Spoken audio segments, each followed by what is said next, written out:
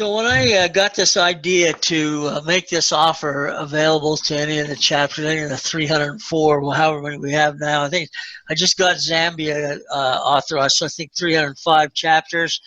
I had to think, I wanted to pick a topic that was generic enough that I didn't have to try to get specific topics for each chapter in each area. So recognizing this important issue of strategic linkage and how we go about making that happen, I decided I locked in on this. And to be honest with you, one of the reasons was because of Sunil Prashura.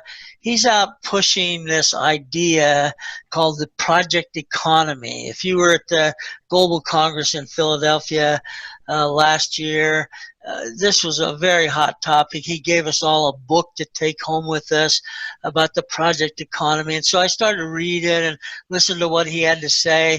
And I really boiled it down for me, and that's why it fit with what I want to talk about. It boiled it down to what Sunil is trying to say is everything is a project and everyone is a project manager.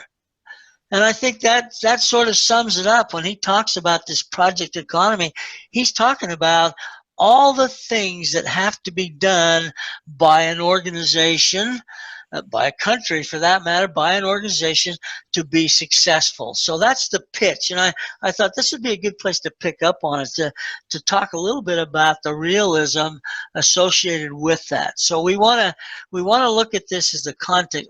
To me, everything has a strategic linkage. I mean, when I get up in the morning, I'm already thinking strategically by running the projects of the getting ready to go to work project. I know that my strategy of keeping my job is going to be intact. So everything we do has a project to strategy linkage, and we don't think about it that way. But I want to get you started to think about that for some different reasons. Not to give the CEO, CIO, CFO, CEO, none of those C-level guys, not to give them more power, not to make them more influential. I'm actually going to turn this into an opportunity for you to strengthen your ability to actually get things done in a reasonable amount of time. So the idea behind the linkage is simple, very straightforward. Most of the things, in fact, I had one chapter tomorrow. It's tomorrow's chapter. It's I don't even want to say this word, but I will. It's a capital area in Michigan. Oh, that hurts for me to say Michigan. But they wanted a special program. You see, Michigan thinks they're so special. Special program. And so I cooked up something called simplistic project management. It ain't brain surgery. So they're going to get a little special twist. You can imagine I have some special things in mind for them.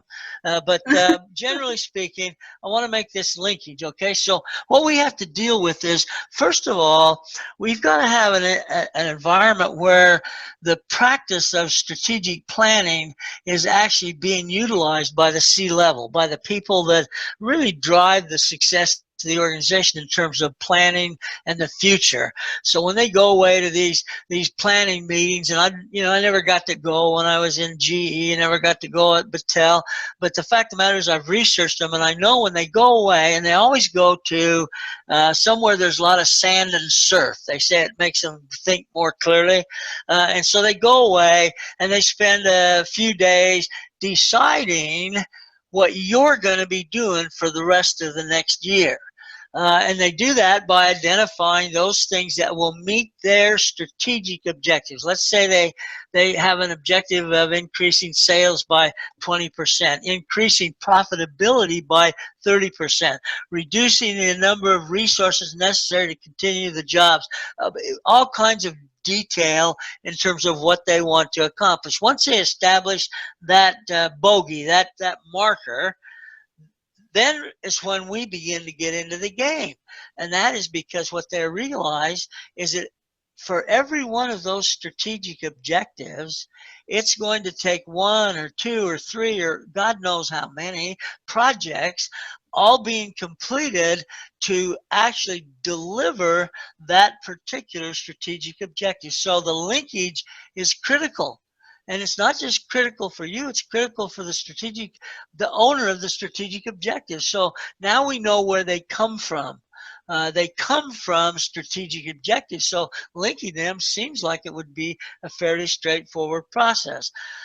But we do have to recognize that C-level people sometimes don't feel as though sharing information with you is necessarily that big of a deal, and they tend to sometimes hold things close to the vest. This puts you at a big disadvantage. And so let's look at the environment that we're in. The environment has changed. Now, when I started in project management in 1966, and I know some of you are going, wait, damn, that was before I was born. I know that. I'm old. I've been doing this a long time, which has allowed me to see this whole profession evolve from just a sort of a hobby almost in the old days when people said, you know, what do you never said project. You said, I'm a project engineer. And what do you do? Well, I've got these projects I operate. So it's evolved from that to a full-fledged profession with 1,100,000 PMPs, with almost 1 million members of PMI worldwide. So the environment has changed to where project management's not a hobby anymore. It's a profession. Now, there's guys on LinkedIn, so that you know, because I've been locked away for 2 months now because of this pandemic, because I'm so darn old, they worry about me, that I have become, and don't take offense at this, but I've become a LinkedIn whore. And I'll spend more time on LinkedIn than I ever dreamed possible. And I get into some very interesting discussions about whether project management is really a profession. There's a couple of guys. There's a guy in Jakarta who he just can't let go of it. But the fact of the matter, it is a profession. It's a very fast-growing profession. They say that there's literally 40 or 50 million project management jobs out there that are not being filled. So it's a big environment to deal with. In the old days, we did predictive projects. This was the beauty, I thought, back in the GE days, when we got a project in, and let's say we get a charter. We didn't know what the heck that was then, but let's say we get a charter, and it's got the scope defined with some reasonable definition. It's got some costs. It's got some time. And then once we were assigned as the project manager, they provided a team of people to execute the project. And the beauty is this team was dedicated to the project. So we didn't have to screw around with all of this matrix stuff where we had to beg, borrow, and steal to get the resources we need. We got them fully committed to the project. Well, those days are long gone. If you're working on a project that has dedicated resource assigned to it, I can tell you right now, you better get busy because that's a big deal project. We don't do that unless it's a big deal project. So most of our projects are run in the matrix. Now, the challenge here is we have two components. That when we talk about strategy, we have a component that says we need to produce the products, we need to deliver the projects that contribute to the strategic objectives. That's one thing that we need to measure. But the other thing that has a little more subtlety to it, but is really probably more important in some ways, is how do we manage our resource pools? Now, some of you are old enough to remember the old term silos. We had our organization siloed, so we had engineers and we had technicians and we had IT and we had all of those people are the ones that get loaned out to projects on a loan basis. They still report back to the silo. Well, that's become a huge issue. In order to recognize the impacts on delivering strategic objectives, I need to be in bed with the resource allocation people so that I know what I'm going to get, when I'm going to get it, and are they going to be the right skill sets. And so then you add the whole IT business, just the fundamental way we manage IT projects. Now, again, Waterfall. We used Waterfall back in the good old days, and that was the way we did IT projects. And then comes this idea of Agile. In 2001, up in the Snowbird ski resort in the hills of Utah. I'm from Utah, so I know this area well. there are a bunch of IT people got together and published, got written the Agile Manifesto, and that kicked it off. And so now Agile has become the big game in town. The game always changes. It was earned value for a little while. Well, now IT has really adopted the Agile approach. Now, the problem with that relative to the strategic objectives is as where in the predictive model, we had periods of time, reasonably long periods of time go by before we check in with the strategic objectives to be sure we're still aligned, that we're still in alignment. With the IT projects, because of these sprints that we do, because of these daily stand-up meetings that we do, we have the opportunity to much more frequently validate that where we're going is consistent with the strategic objective. I'm not an Agile guy per se, but I got to tell you, there's some things about Agile I love, and the frequent stand-up meetings with all the right people, and that includes the strategic owners of these particular objectives, are participating in these daily stand-ups where we just, it's very simple. This is not brain surgery, as I said earlier. We look at what we got done, what we got to do, and what's going to get in the way of doing it. We look at those three things, and we can run a retrospective. Let me use closeout for PMI people. We can run a retrospective and learn from that on a regular basis. We don't have to wait till the end of the project to do a closeout report. We're going to be doing that on a regular basis as we move through the project. So what you've got is a bunch of variables. The point I'm making is, no matter which approach you're using, no matter what type of a project you're conducting, there's one question you need to have the answer to, and that is, where does this project fit in the strategic objective alignment for this organization? Well, the problem is, a lot of people don't know what strategy really is. In fact, they don't even care. Some project managers, just give me the project, will you, and leave me alone. Well, that's an awesome way to do it, I guess, if you have the power to be able to conduct projects that way. But every time I've been a project manager, I've got someone in the higher levels of the organization that's looking over my shoulder, that's kind of watching after what we're doing. So what I need to know for every project, is what's the strategic linkage. If these CIO, CFO, COO, all these C-level people are creating the roadmap for our success as an organization, then I, by golly, want to know, where's my piece of the action? What contribution am I going to make? I have a friend that's a psychologist down in North Carolina. Haven't seen him for a long time, but he's a good guy. He's really got his head screwed on straight. And he wrote a book some time ago, simple book. It basically said, if you don't know where you're going, any road will get you there. Well, that's what an organization without strategy and without linkage between projects and strategy, that's basically what they're doing. They just go off on the road. Are we getting there? I don't know, but we're getting there fast. So you got to understand, we want that linkage, and that's what strategy is. How are we going to get from point A to point B? That drives out projects. When I worked for the Department of Defense, actually it was a Department of Energy, but they were umbrellas under the defense, we had a program that was called the Office of Nuclear Waste Isolation. And our program, its strategic objective was, we need to find a place to put all the high-level radioactive waste from nuclear reactors, because the storage on-site facilities are getting full, and if we don't find a place to store them, we will have to shut down the nuclear reactors. Now, we all know they're shutting some of them down already because they're too old, they're worried about danger. But the fact of the matter is, our program was to find some place to put it. Now, we were looking at 5 geologic environments. Okay, and we were trying to determine which one of these environments would serve us best from a political standpoint, from a technical standpoint, to be a repository for high-level radioactive waste. The half-life I mean, it's going to be hot for a long time. Okay, that strategic objective was basically to keep the nuclear power industry operational in the United States.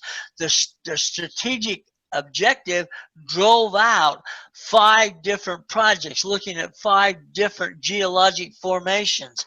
Those geologic formations then had the substructure, and they walked through that, each one of those projects, and each one of those contributed to the completion of the strategic objective. Now, at some point, in fact, this happened, at some point we make a recommendation based on the 5 projects we did.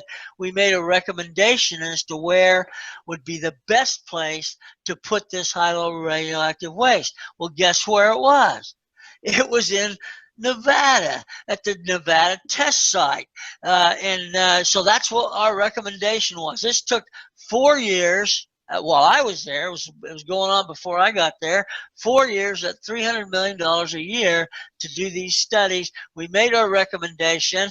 That recommendation was accepted based on the quality of the projects that we had done.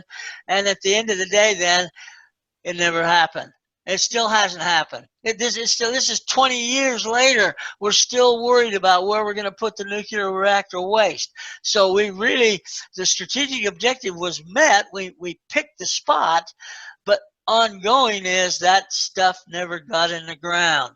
So that's the idea between linkage. What is it we're trying to accomplish? And then what projects do we need to conduct to allow us to make that happen? It's a pretty simple concept, really. And what I see people do is they don't want to really take the time. Like being a good project manager, and I'm sure we've got some in the audience, it takes time. If anybody ever tells you project management is easy, get them into psychological help, because it's the toughest job out there. You're having to do difficult work on constrained schedules with half the amount of resources that you think you probably need. And so instead of just sticking your head in the sand, here's what you do. You figure out what the linkage is, what strategic objectives do your projects support, and then you open a line of communication with the owner of those strategic objectives so that you can let them know what's working, what isn't working, what resources we have, what resources we need. We can open a line of communication, because really you're protecting them. You're doing the work for them. So you can't stick your head in the sand and just play like nothing's going to happen, because you're going to end up where you don't want to go. So you got to take the initiative here. I mean, you can be what I call a milquetoast in project management, where you just do whatever the heck you're told and do it as fast as you can. And then when you're all done, you go ask for something else to do. That's fine. That's for the individual contributor who doesn't have a career in the back of their mind. If you got a career, you're going to have to catch on to this. Now, because here's the problem. You're going to be working for senior level people. We know that. I mean, we all do in one form or another. And the problem is all of those people think all of their projects are priority number 1. Well, it doesn't take a genius to figure out if you got 25 projects, you can't have 25 priority ones.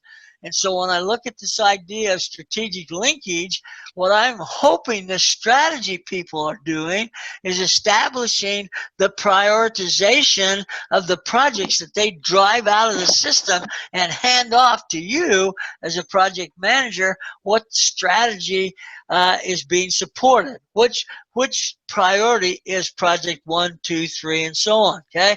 Because if they're all priority 1, that's going to be impossible for you to have any leverage, any ability to impact outcomes, because your project's the same weight as all the other projects. They're all priority 1. Sometimes it takes a while. GE people struggled with this for years. And every time they had a mission critical project, it was project priority 1. So we eventually got through to them. There can't be more than one priority 1. Now, once you know that, and resources become scarce, you're going to be able to translate that scarcity into an impact on your project. And if your project is linked to the #1 strategic objective and it's rated as the highest priority project that supports that objective, then you've got leverage. You've got power that you didn't get by someone giving it to you. You've got power because you understand the importance of the work that you're doing. It empowers you. I will tell you straight up, my career was meteoric. When I started at a little place called Chicago Bridge and Iron in Salt Lake City, and I started day one. What can I do? What work is it being done that's going to help this organization survive and succeed and grow? And then I would find those jobs and I would do those jobs. And then I moved up to GE, and then I moved to the National Laboratory, and then I moved to Battelle. And every time I did that, I found out what projects were priority one, and I worked hard to get involved with those projects, because those people who get priority one projects done get recognized. And so you want to be able to do that, not to the extent that you leave a body count. Don't misunderstand what I'm saying. You got to do it in a positive, productive way.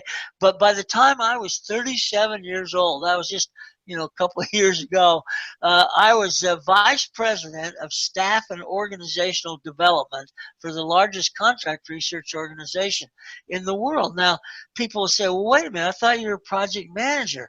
Well, I was, but by demonstrating what good project managers do in terms of staff development and communications and facilitation and all the things that we do as good project managers, the people in the HR organization recognize that if we want to cut down our attrition, if we want to keep people from leaving, we got to make them happy here and leads on to something. And so that's the challenge that I was given. We went from an attrition rate of about 17%. And by the way, any of you that have been around a long time know that the cost to replace intellectual property that leaves your organization is incredibly high. So to reduce that, a very good strategic objective. In fact, I saw this in some organizations. We want to reduce turnover by 5%. Well, in our case, we wanted to reduce it by 8%, and we ended up reducing it by 11%. And so that, by using the same concepts that I'm talking about in terms of linking everything to the success of the organization, puts you in a position of strength. Okay, so what we try to do, if it's all about communications, which it certainly is, what we try to do is establish a linkage, so that we have a link. Everything's linked together. So we do our work breakdown structures from the top down to the work packages. Then we take our resource allocation and all the things we have to do to flesh out the work breakdown structure, and we horizontally integrate that so that we can look at where all the people are assortedly applied to projects, where all the projects fit together to support an objective. And one of the things the Department of Defense taught me was that if you do a work breakdown structure well, you can go to the work package level and you can literally track that work package up the hierarchy until you can identify what strategic objective that simple little work package supports. That's power. That's knowledge. That's understanding of what's important and what isn't important. We want to create the link. The strategic link for the work that we do is critical. In order to do that, we have to know who all the stakeholders are. Because ultimately what this is a communications process, okay? We got some players that are involved that have certain levels of power, then we have some others that have less power, then we have some that probably have no power. All of them have to do their job to be able to be successful. So whenever I start a new project, I always do a stakeholder analysis. We've added a whole section in the PMBOK a couple of editions ago that added stakeholder management. That's how important it is. So I look at the stakeholders. I classify them in three categories. One is control stakeholders. These are people who can stop or start your project. They have the power to do that. Okay. Then we have the impact or influence stakeholders, and that's you and all your project team.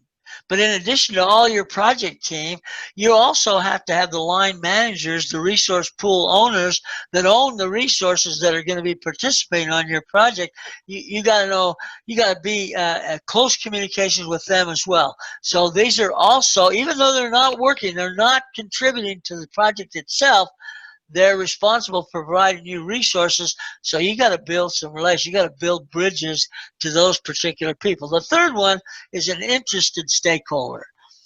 Now these are kind of unique because they're not working on the job. They can't control a job. They aren't active on the job, but they have an interest in what you're doing. Okay, so they want to know. They want to keep up to speed with what you're doing. So they're interested stakeholders. Well, somebody, I don't have time for that. I don't have time to fool around with other people that aren't contributing to the project. Big mistake. Okay, big mistake. Because interested stakeholders can mean a tremendous advantage for future projects or for suggestions about how you might be able to do something different based on those interested stakeholders' experience.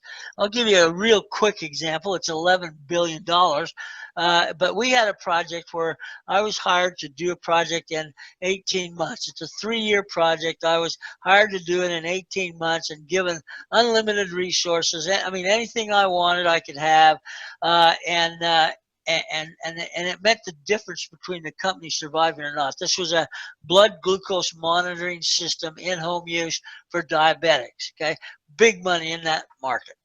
So they brought me in and said, oh, by the way, we need you to get 3 years worth of work done in 18 months. Okay, so I form up the team. I do my stakeholder study and identify that it's a chemistry and electronic meter project. So I selected 25 chemists from a pool of about 100 to be the project chemist, okay? Because we had to develop a brand new chemistry composition. So I get them on the team, and now I'm hearing scuttle from the other 75. They're feeling a little angered that they weren't picked. They've been there a long time. They've made bitching about the fact they weren't on the team. Well, I understand that, but I can't have all of them. So I said, well, look, we got to smooth that out. We don't want anybody being unhappy with the organization. So we started to have brown bag meetings. I called them. My 25 chemists would get together with the 75 generic chemists, and they would spend 2 hours, roughly 2 hours, with no agenda, just talking about what they'd been doing, what was working, what they thought might be working, and so on. And that went on for a month. Well, after a month, then we had to move on to the project. We eventually delivered that project in just less than 18 months. Okay, the project's been written up by PMI as a miracle project. Okay, miracle project, because it truly was.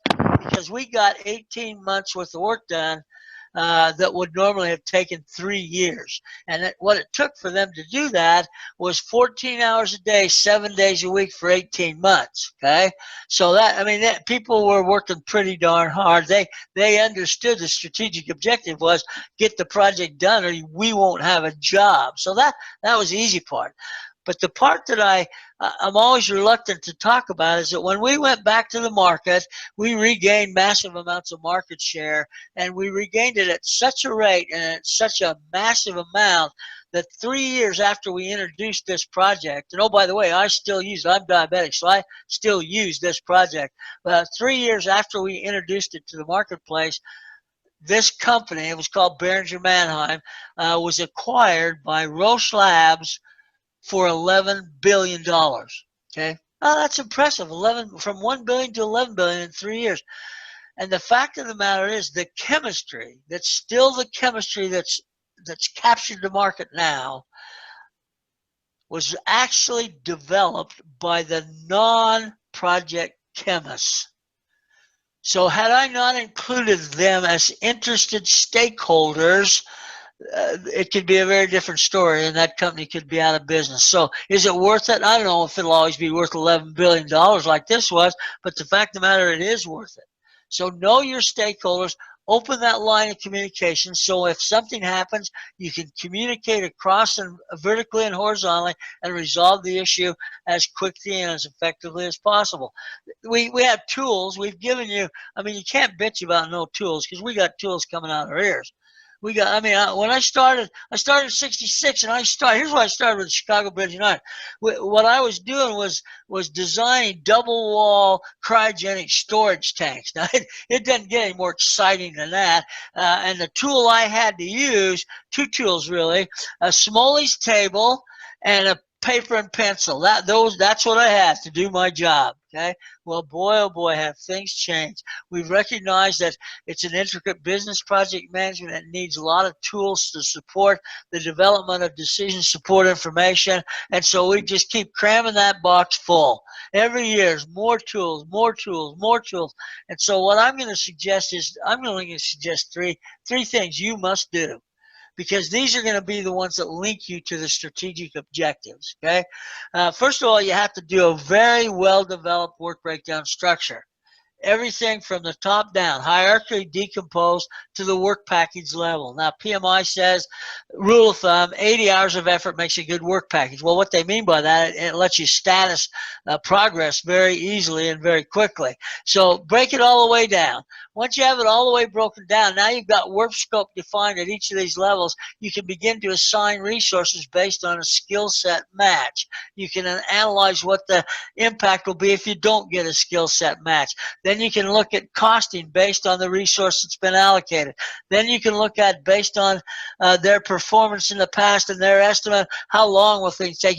You can vertically create everything you need to create a project plan. Next, you have that's number one. Number two is a critical path schedule. Now, PMI has embraced precedent diagramming method, which is a very simple output-input relationship with multiple dependencies. And when you're all done doing a forward pass and a backward pass, you have a critical path. And now you can communicate with the owner of strategic objectives. As long as you're staying on the critical path, nothing to worry about. As long as you aren't utilizing all the float paths, nothing to worry about. But as soon as you cross those lines, you're going to be talking to the strategic objective owner about what the root cause is and what your recommendations to do would be. So that's number two. And the third one is risk management. Some kind of risk management concept must be in place if you're going to be a project manager. If you're going to claim to be a project manager, then you, by golly, better be doing risk management. This is another open invitation to connect with the strategic objective owner, because you may need their support to resolve the risk. You may need that kind of support to make a decision that eliminates or mitigates the risk completely. So you've got to have it. Now, when I go into organizations, say, you got risk, you're doing risk management. Oh yeah, God, yeah, we're doing risk management. I said, can I see what you're doing? And she comes up to me with a list, and there's a lot of things on there. And I said, what is this? And she said, this is our risk register. Now, these are PMI terms. These are important. Risk register. Well, what that means is they've got all the risks identified on a single sheet of paper. And I said, that's great. I said, so these are all the risk events you've identified thus far. I said, well, now once you've done that, that's a great start. Then what do you do with that? What do you do with that paper now? And 9 times out of 10, you know what they say? Well, nothing. We just keep adding more risks to the list. Risks have to be assigned to someone. They have to be monitored in terms of implementation for resolution, and then closed out. So it's a very formal process. It's critical to success in project management, and so you really have to recognize the importance of doing that. So those are the. Now you'll notice I left one tool out. By mistake, but there's no room for it in the box, you see, and that's common sense. Wake up, use common sense. 9 times out of 10, that'll get you where you want to go, okay? And then you can use some tools about it later if you want. But the tools don't get the job done. I've never seen Microsoft Project complete a project. People do projects, okay? So then in the old days, we did the waterfall. As you know, some of you been around long enough that you probably were involved with IT development and therefore waterfall approach.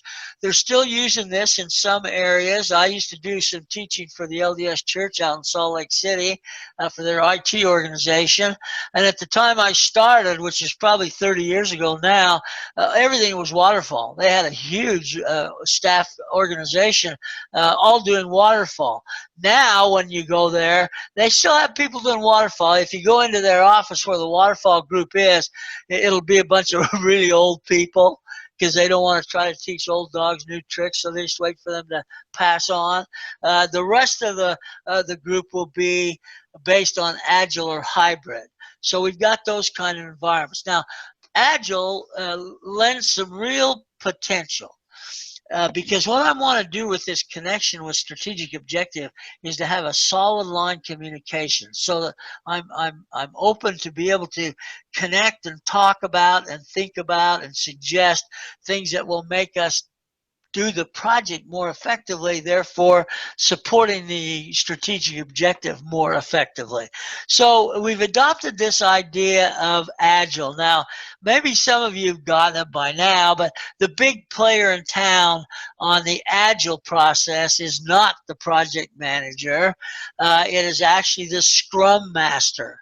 And they've taken this terminology from the game of rugby.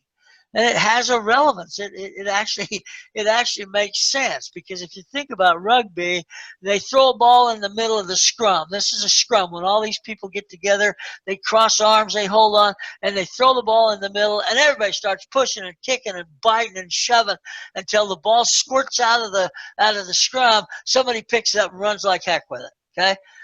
That's basically what we do with our Agile projects. We throw it into the scrum.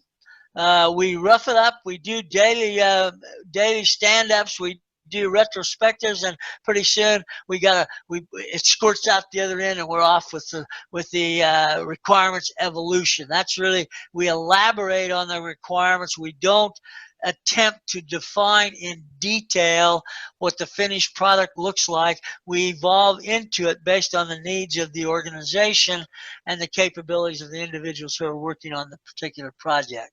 So if you're not in IT, probably not so big a deal. Some people try to use Agile on non-IT projects, but the record hasn't been that good. So, but if you're in the IT, you better get Scrumized. You better get Agilized, because you're going to need to. The new PMBOK that's coming out in January, the old one, the one that's there now, 6th edition, is 95% predictive, 5% agile. The new one that comes out in January will be 50% predictive and 50% agile hybrid. So you better get up to speed, because the world's changing on you. Now, you've got a responsibility, in addition to education and communication, now you've got to have an impact on the decision makers. Okay, these are the C-level people. And what they're going to be wondering, first of all, they like what you say about what using these kind of concepts can do for them. They like that. But they've never really thought about what the cost associated with that will be. Well, the cost is going to be the implementation of a project portfolio management system, a capability to churn out data and turn it into decision support information, fully integrated vertically, fully integrated horizontally. That's going to take some convincing, because it's all fictitious gains. I mean, when I'm trying to sell something, I make it sound as good as I can make it, but I don't have any hard facts in many cases. So we've got to convince the strategy people that the investment that they would make in creating the opportunity to manage these things more effectively will be well worth the investment. Now, I'm doing some work with a company in Ireland, Dublin, Ireland, called Cora Systems. I met these guys at some meetings. They're fantastic. I love them. They've got a product, a PPM product, that I've had 4 or 5 demonstrations of different areas of its involvement. Very impressed with it. Have no idea how much it costs. Wouldn't know if I was asked. But I do know that I like what it can do. And now what I'm going to say is, there's probably dozens of these out there. There's probably all kinds of them that will do what you need to do. Just be careful as a decision maker.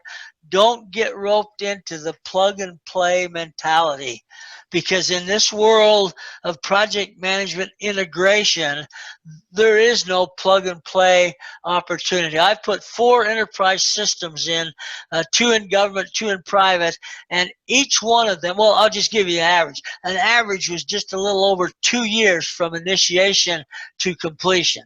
So there's an investment here. But the return on the investment, if you maintain this strategic linkage, the return on the investment is substantial. It is absolutely substantial. So you have this choice. You can make the choice to do it or not do it. You can make the choice to stay isolated or get communicated, and it's up to you. But I've known some people that made the wrong choice. I've worked with some. I've known some that thought their way was a better way, that they thought they knew better than the C-level people, and they were going to do what they thought was right for the projects that they were assigned. And ultimately, this is what they ended up. It's a very critical game we play, and the game is to stay integrated with the strategy. Those who stay integrated and supportive of the strategy will have a future for them in the business of project management. Okay, that's my formal pitch. I'll be happy to answer any questions you might have about this topic or anything else you want to talk to me about. I'll be happy to do that. Lee, this is Dan, Yes. and I have a question for you. Sure, Dan. One of the biggest things that you alluded to in the first 10 minutes of your presentation, an excellent presentation, by the way, was all the C-level execs. Yep. One example I've come across recently, like within the last 4 months, is a framework of when you have a waterfall organization that manages everything in an IT organization in a waterfall methodology, so you have a steady flow process. But yet, you introduce your development with Agile goals in the middle of it. In your experience, Lee, how have you seen successful companies integrate Agile into a waterfall framework? Not very successfully. There's a lot of problems with that integration. First of all, the waterfall people don't want any part of it. Second of all, that it's such a dramatic change from waterfall to agile that most organizations realize that and actually set up 2 distinct different units to do that. Like the LDS Church, they had a waterfall group and then they had the agile group. And so they would make a decision early on which group can do this project, and then they would throw it into that group. So that worked pretty well because nobody felt threatened by the other part of the organization.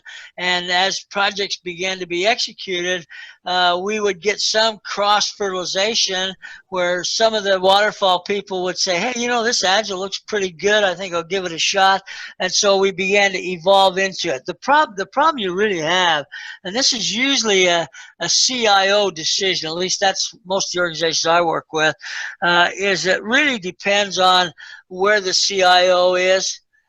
Because at the end of the day, he or she's going to make that call, and you can either get on board, like Lou Gerstner told the people at IBM when he came in 93, and they're projecting an $8 billion loss. He said to them that we are going to use project management as the thread that holds this organization together. He said, that's the trip we're going to make. If you want to get on board, you're welcome. If not, there's the door. And he had 7 senior level executives quit that day. So you got to have the people that support the decision that you make on your team. And the CIOs are careful about that. The other issue, of course, is the rapid turnover at the executive level. Just when you think, I got this damn CIO figured out, I know what it is he's trying to get accomplished, and then oh my God, he's been fired. And now you get somebody that's coming from a completely different place. This is the frustration. I feel bad for project managers because they're just being whipped around with no clear guidance. I would agree. Thank you, Lee. I appreciate the answer on that. Sure.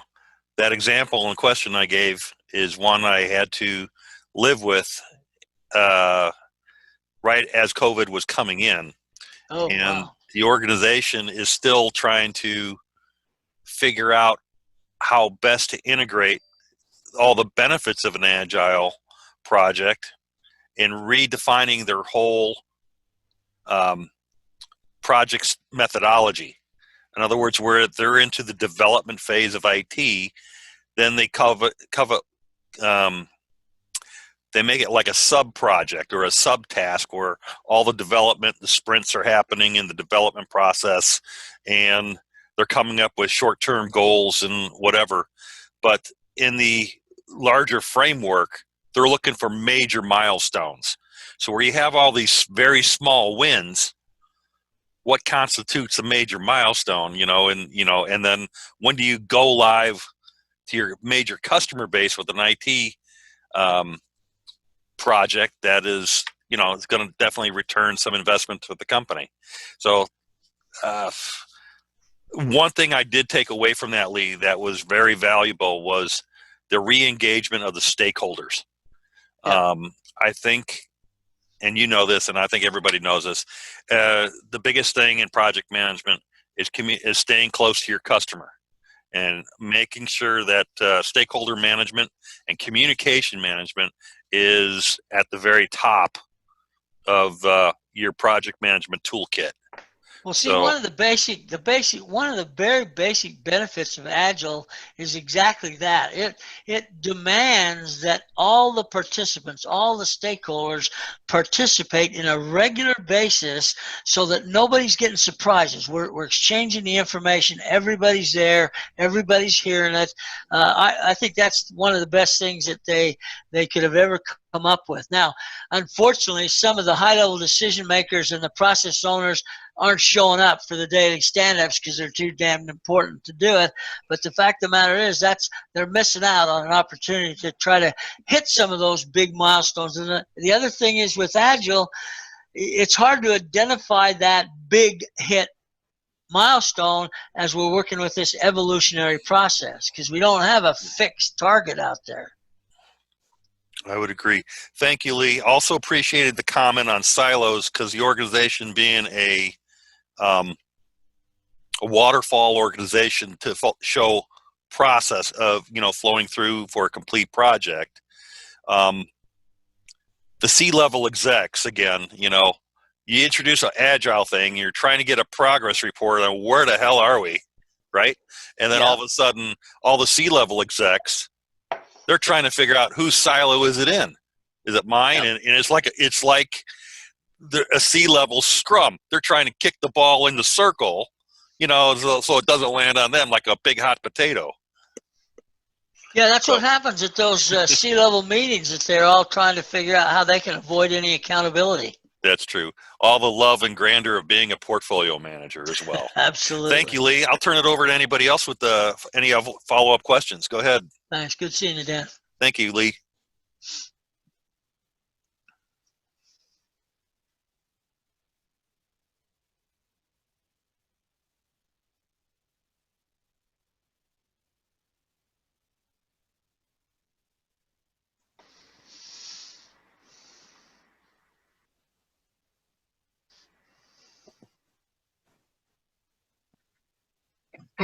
And feel free to use the chat too if anyone has any questions. I think we were all on mute during the presentation, but you can unmute yourself or post a question in the chat.